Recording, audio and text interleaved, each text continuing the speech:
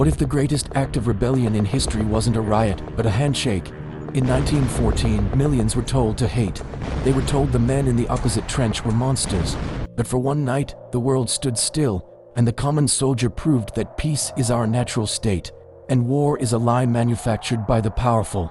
This is the story of the Christmas Truce, the moment humanity defied the egos of kings. We were drowning in the mud of Flanders, sacrificial pawns, in a game played by emperors sitting in warm palaces. They manufactured hate so we would fight their battles for land and pride. We were just boys waiting to die for old men's ambitions. They kept us in the dark, fed us propaganda, and told us that to kill was a duty.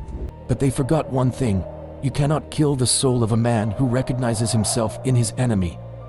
Christmas Eve 1914. The guns fell silent.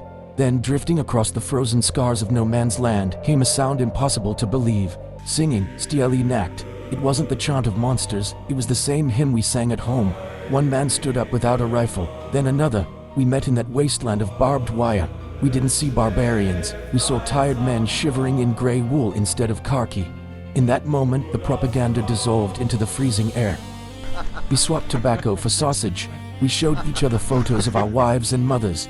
We realized we had more in common with the man we were supposed to kill than with the generals ordering the slaughter from miles away.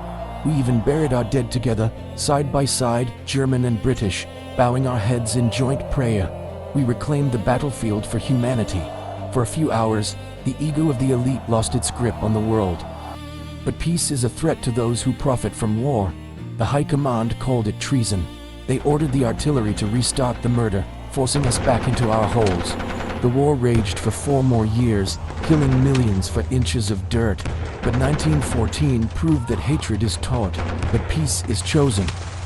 If ordinary people always choose connection when left to themselves, why do we still let the few lead the many into darkness? What would you have done in that trench? If you believe this story needs to be remembered, please like and subscribe to help us keep history alive.